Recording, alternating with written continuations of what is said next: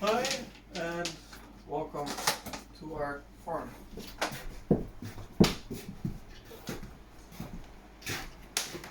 Our chili farm. So, which is looking good by the way, and today I'll be getting some plants hardened off and ready for shipment to some customers. We have about 4,000 plus plants, 186 different varieties. And today I'll be picking out an assortment for a customer that wanted a little bit of everything. So we're going to set them up with everything from monkey face yellow, which is kind of not really, almost not a pepper, or a hot pepper. It's 3,000 Scovilles, great for stuffing. I'll also be setting them up with a golden nugget, about 30,000, has these nice variegated leaves. Some different Blackerton varieties. Thunder Mountain Longhorn, which is not really the best for eating, but very aesthetically pleasing, especially when the pods they become long like this. Spaghetti pepper, and known as one of the longest peppers in the world. Other than that, I'm gonna set them up with some Blackerton varieties, Pimento Barro do Ribeiro from Brazil, and some different stuff. So now we're gonna see what I can find. It's not the easiest, but we'll try. So I was thinking of getting him something a little bit unorthodox, and also pretty to look at, Chinense. So I was thinking about getting him Red Shark from Space Chilies, an Italian company that specializes in crossing new peppers into making exciting new varieties. So this is very pretty plant, dark purple. It's a bit of a challenge, as you can see, to walk through this now because it's been so overgrown. We have a polytunnel going outside, but at the moment it's 4 degrees Celsius at night, even with the geothermal heating that we're using. So we want to wait until it gets to around 10 degrees. I'm still hardening these off, so in nighttime I'm running about 10 degrees so the shock doesn't affect them too much.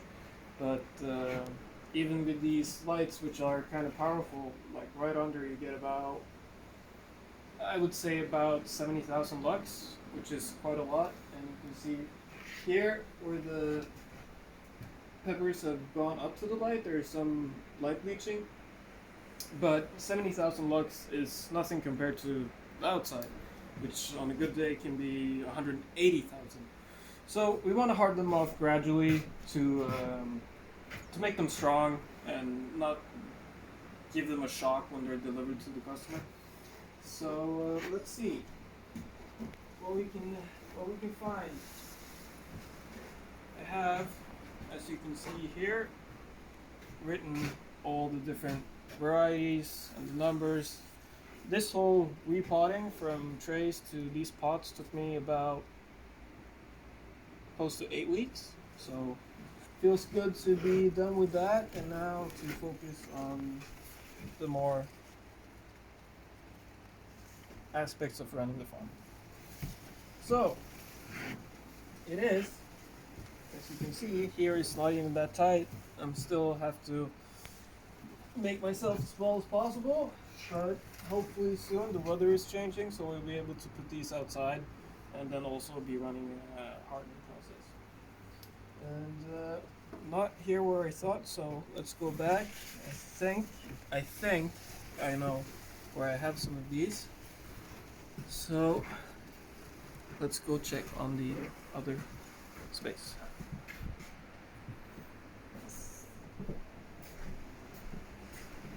Yeah, it's much more convenient to find peppers here than there is here, and you have to stand upside down to try to get them. But let's see, I have found my Red Shark right there. So 5 and 6.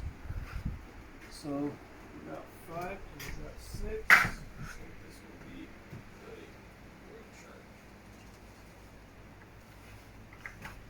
Like that. Now let's get it to the rest of the plants.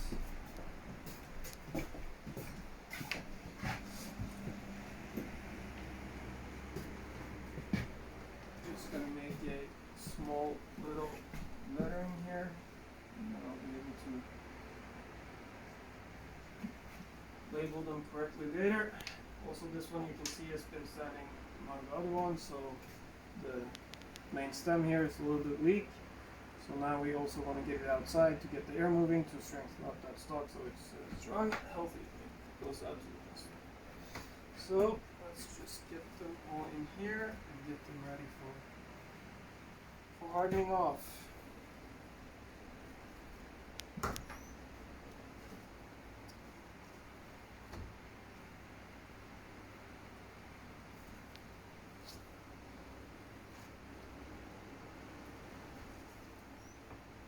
Like so. And now we'll bring them outside.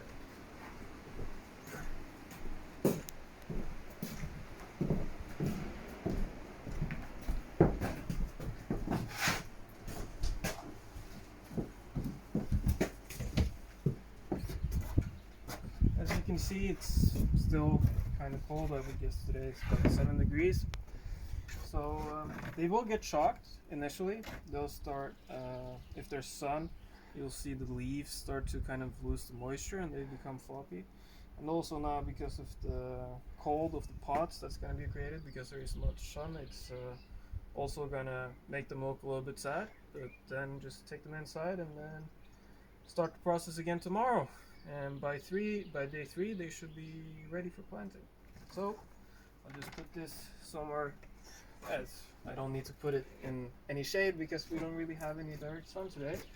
So I'll just put them here, get them hardened off, keep an eye on them for the next hour or two, see how they react, and when they start really hurting, that's when I put them inside and get them ready for the next exposure tomorrow. And as you might know, if you've ever grown anything indoors, I'm very, how to say, very brutal when it comes to aphid attacks and being able to isolate the plants that have been outside. So now that I've taken them out of the main growth space, I'm not going to take these inside because, as you might know, if you have had aphids inside, it's close to impossible to get them out. So a little tip: if you ever have some plants that have been outside and you have a space that hasn't had any aphid attacks or different pests, then keep them separate if it's something that you want to keep clean. And yeah, thank you for watching and thank you for checking out our YouTube channel at Luck and Gold.